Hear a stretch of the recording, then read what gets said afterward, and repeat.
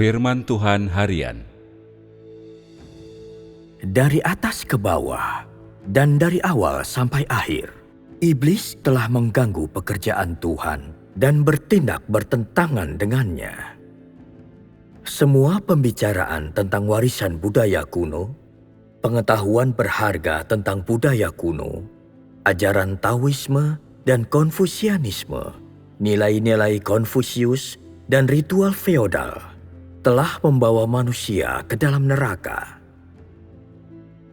Pengetahuan dan teknologi zaman modern yang maju, serta industri, pertanian, dan bisnis yang sudah berkembang, tidak terlihat dimanapun.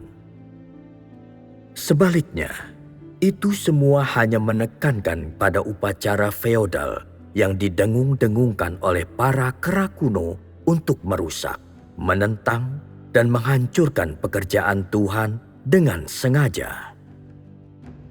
Sampai hari ini, semua itu tidak saja telah merusak manusia, tetapi juga ingin memakan manusia sepenuhnya. Ajaran dari kode etik feodal dan pengetahuan budaya kuno yang diturunkan dari generasi ke generasi telah lama merusak manusia dan mengubahnya menjadi iblis, besar maupun kecil. Hanya ada sedikit orang yang siap menerima Tuhan dan dengan penuh sukacita menyambut kedatangannya. Wajah manusia dipenuhi pembunuhan, dan di seluruh tempat aroma kematian memenuhi udara. Mereka berusaha mengusir Tuhan dari negeri ini dengan pisau dan pedang terhunus. Mereka mengatur barisan perangnya untuk membinasakan Tuhan. Berhala-berhala disebarkan di negeri iblis, tempat manusia terus-menerus diajarkan bahwa tidak ada Tuhan. Di atas negeri ini menyebar bau kertas terbakar dan dupa yang memualkan, begitu tebal sehingga membuat sulit bernapas. Seperti bau busuk yang terbawa angin yang timbul ketika ular bergelung sehingga membuat manusia ingin muntah. Lagi pula, samar-samar terdengar roh jahat mengalunkan ayat-ayat kitab suci. Suara mereka terdengar seperti suara dari neraka, dan manusia pasti akan merasa merinding mendengarnya.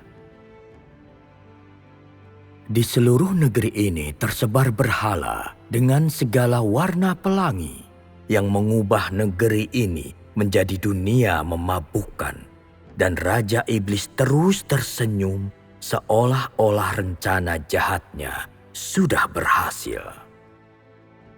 Sementara itu, manusia sama sekali tidak menyadarinya, juga tidak menyadari bahwa iblis sudah merusaknya sedemikian rupa, sehingga ia tak sadarkan diri dan kalah. Iblis ingin menghabisi semua milik Tuhan dalam sekali pukul, kembali menghina dan membunuhnya, dan berusaha meruntuhkan dan mengganggu pekerjaannya. Bagaimana mungkin ia membiarkan Tuhan menyamai statusnya? Bagaimana mungkin ia membiarkan Tuhan ikut campur dalam pekerjaan di antara manusia? Bagaimana mungkin ia membiarkan Tuhan membuka topengnya dan memperlihatkan wajahnya yang buruk? Bagaimana mungkin ia membiarkan Tuhan merusak pekerjaannya? Bagaimana mungkin si iblis yang penuh dengan kemarahan membiarkan Tuhan memerintah dengan kuasanya di bumi? Bagaimana mungkin ia rela mengakui kekalahannya? Wajah aslinya yang buruk sudah tersingkap sehingga manusia tidak tahu apakah harus tertawa atau menangis melihatnya. Sungguh sulit dibahasakan. Bukankah seperti itulah esensi si iblis? Memiliki jiwa yang buruk, namun tetap menganggap dirinya sangat indah. Ia dan para kaki tangannya. Mereka turun ke antara manusia fana untuk memuaskan keinginan mereka dan menciptakan kekacauan. Gangguan yang mereka timbulkan menyebabkan ketidakteraturan di dunia dan membawa kepanikan dalam hati manusia. Dan semua itu telah mengganggu manusia, sehingga manusia menjadi sama seperti binatang yang buruk rupa, tidak lagi memiliki sedikit pun jejak manusia kudus yang semula.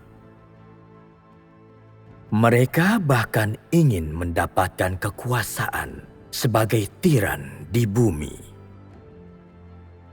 Mereka menginjak-injak pekerjaan Tuhan sehingga tidak bisa maju dan memblokade manusia, seakan mengurungnya dalam penjara tembaga dan besi.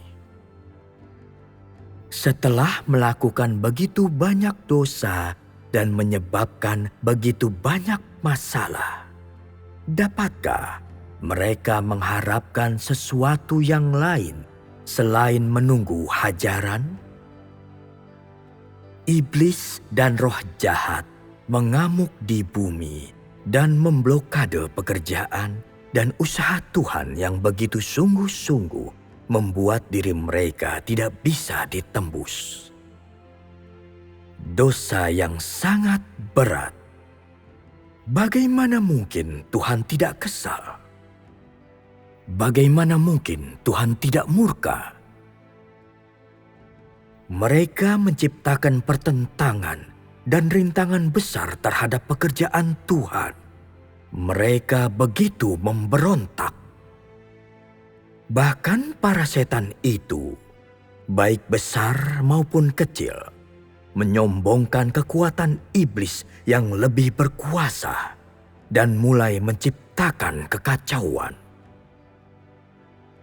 Mereka secara sengaja menentang kebenaran, sekalipun tahu akan kebenaran tersebut. Orang-orang durhaka, seakan raja neraka telah naik ke atas tahta raja. Mereka menjadi sombong dan menghinakan orang lain. Berapa banyak yang mencari kebenaran dan mengikuti kebenaran? Mereka semua binatang, seperti babi dan anjing, memimpin sekelompok lalat bau di tumpukan sampah, mengibaskan kepalanya dan menyebabkan kekacauan. Mereka percaya bahwa raja neraka mereka adalah raja yang paling berkuasa, tanpa menyadari bahwa mereka tidak lebih dari lalat di tumpukan sampah. Tidak hanya itu, mereka membuat fitnahan melawan keberadaan Tuhan dengan bergantung pada anjing dan babi yang adalah induk mereka. Sekelompok kecil lalat berpikir orang tua mereka sama besarnya dengan ikan paus bergigi. Apakah mereka tidak menyadari bahwa mereka sangat kecil dan induk mereka hanyalah anjing dan babi najis yang miliaran kali lebih besar dari mereka?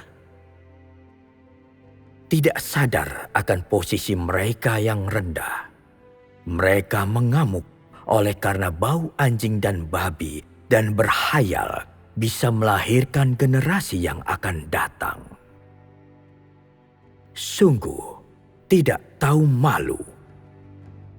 Dengan sayap hijau di punggungnya, mereka mulai menjadi angkuh dan menyombongkan kecantikan dan daya tarik mereka di mana-mana. Diam-diam menyebarkan ketidakmurnian mereka kepada manusia.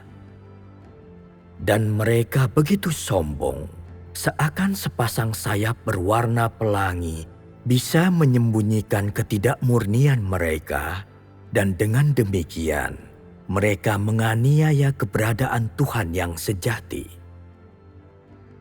Manusia sama sekali tidak tahu bahwa walaupun lalat memiliki sayap yang indah dan menarik, ia sebenarnya tidak lebih dari lalat kecil yang penuh kotoran dan kuman. Dengan kekuatan induk anjing dan babi mereka mengamuk ke seluruh negeri dengan keganasan yang meledak-ledak. Seakan hantu orang Farisi Yahudi kembali bersama dengan Tuhan kepada bangsa sinaga merah yang sangat besar kembali ke sarang lamanya. Mereka mulai lagi melakukan pekerjaan penganiayaan mereka, melanjutkan kembali pekerjaan yang mereka lakukan, yang berlangsung sejak ribuan tahun yang lalu. Sekelompok makhluk hina seperti ini pasti akan binasa di bumi pada akhirnya. Sepertinya setelah beberapa ribu tahun, roh najis menjadi semakin licik dan licin.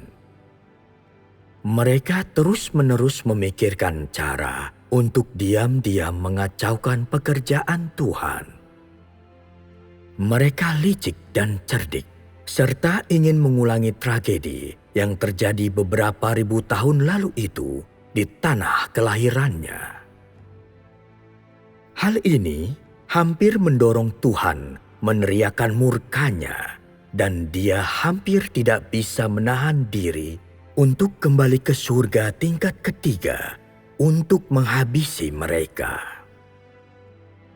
Supaya manusia bisa mengasihi Tuhan, ia harus mengerti kehendaknya, sukacitanya dan duka citanya, dan juga apa yang dibencinya. Ini akan membuat jalan masuk manusia menjadi lebih baik. Semakin cepat jalan masuk manusia, semakin hati Tuhan dipuaskan. Semakin jelas manusia bisa mengenali si Raja Iblis, semakin mendekat ia kepada Tuhan, sehingga kerinduannya bisa terpenuhi.